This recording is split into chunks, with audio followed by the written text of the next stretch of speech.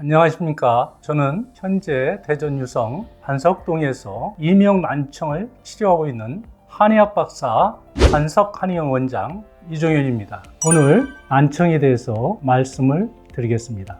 난청은 아마 여러분이 주위에서 너무나 많이 보셨을 거예요. 여러분의 할머니나 할아버지 아니면 지인들도 많으실 텐데요. 갑자기 TV 소리가 커진다든가, 평소에는 대화가 잘 됐는데 어느 날 갑자기 소통이 안 돼서 굉장히 많은 어려움을 겪는 경우도 굉장히 많거든요. 그런 것들을 하나의 이제 난청이라 볼 수가 있는데, 난청이라는 거는 굉장히 범위가 크죠. 대표적으로는 이제 소음성 난청과 노화성 난청이 있습니다.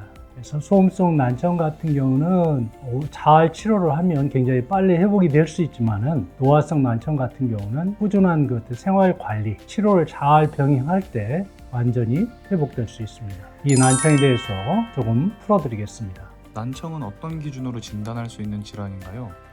난청 같은 경우는 수능 청력 검사라는 게 있거든요. 가까운 이비인후과 같은 데서 쉽게 받을 수가 있는데, 이 검사는 특정 주파수의 최소한의 어떤 소리를 들어서 측정을 할 수 있는 거거든요. 보통 25dB 이상 청력 손실이 있으면 난청으로 진단합니다. 노화로 인한 난청과 소음성 난청은 어떤 차이가 있나요?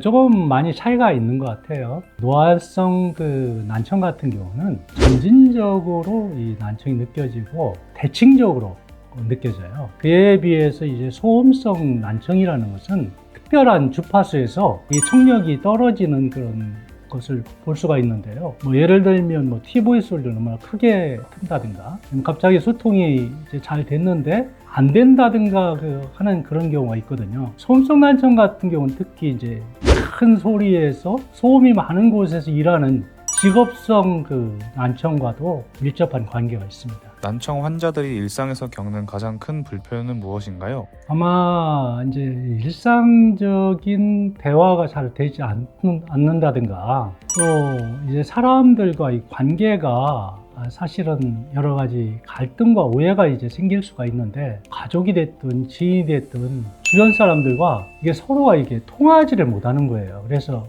어려움이 많죠. 그리고 특히 이제 난청 같은 경우 TV 소리나 전화 소리도 이제 잘 들리지 않기 때문에 자기가 고립됐다든가 사람들한테 뭔가 따돌림을 당한다고 할까? 그런 생각을 할 수도 있죠. 한의학에서 난청을 바라보는 핵심적인 관점은 무엇인가요? 아마 난청도 이명과 마찬가지로 한의학에서는 기 하나의 문제를 보지 않습니다. 신장 기능 허약과 오장육부의 기혈순환 장애로 볼 수가 있거든요. 난청 같은 경우는 사실은 전신의 에너지 흐름 자체가 기와 전신의 흐름은 밀접한 관계를 갖고 있기 때문에 종합적인 어떤 치료가 필요하다고 볼 수 있습니다. 난청 치료에 활용되는 대표적인 한의학적 방법에는 어떤 것들이 있나요? 침을 일주일에 2-3번 맞는다든가, 기 주변의 경혈을 자극한다든가, 예를 들어 연계출간탕이라든지 대보원전이라든지 아니면 연형고부단이라든지 팔미안이라든지 약을 통해서 실질적인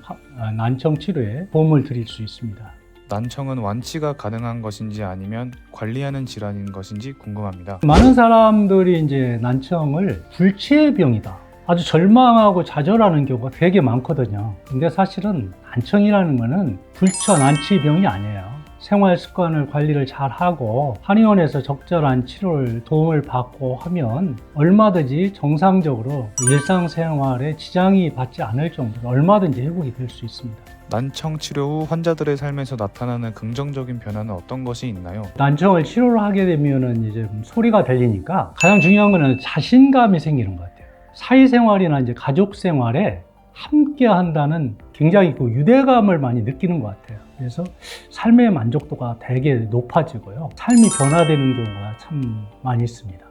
일상에서 난청을 예방하거나 진행을 늦추기 위해 피해야 할 습관은 무엇인가요? 특히 아마 현대인들은 아마 조심해야 될 것 같은데요. 너무나 이어폰을 오래 끼고 음악을 장시간 듣는다든가, 불규칙한 어떤 생활로 말미암아 스트레스가 좀 많이 쌓인다든가, 굉장히 이제 그와 같은 환경에 많이 노출이 되는 것 같아요. 그런 걸 특별히 이제 조심해야 될 것 같고요. 무엇보다 이제 수면 관리가 아주 중요할 것 같고요. 카페인이 됐다든가 흡연이 됐다든가 알코올 같은 것들을 삼가야만이 그와 같은 것들을 예방하고 치료에 도움을 줄 수 있습니다. 보청기를 사용하는 환자분들이 치료와 병행을 할 때 유의해야 할 점은 무엇인가요? 많은 사람들이 이해를 못하는 것 중에 한 가지가 뭐냐면 보청기를 끼면 이명이나 난청이 낫는 줄 알고 있어요. 근데 그게 아니에요.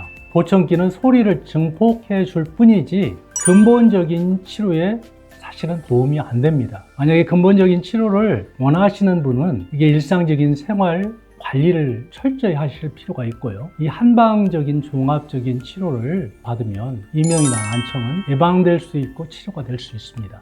난청 환자분들이 가장 먼저 시작해야 하는 첫걸음은 무엇이라 생각하시나요? 제가 이제 환자를 보다 보면 시기를 놓치는 경우가 되게 많아요. 난청 환자들이 이제 방치하다가 병이 되게 악화되는 경우가 굉장히 많거든요. 조기 진단을 받아야 되는데 병이 별거 아니다, 조금 내가 안 들리겠지 하는 그런 생각을 하는데 사실은 굉장히 위험하고 나중에 치료에 어려움이 많습니다. 조기에 청력 검사를 통해서 자신의 청력 상태를 확인하는 것이 아주 좋고요. 만약에 조기 진단을 통해서 많이 발견되면 그걸 통해서 사실은 맞춤 치료를 할 수 있거든요. 생활 관리라든가 한의학적인 어떤 그 도움에 의해서 얼마든지 쉽게 완치가 또 되고 삶이 이제 풍성하게 생활할 수 있거든요. 그런 점들을 조금 신경을 쓰면 더 좋지 않겠나 그렇게 생각합니다.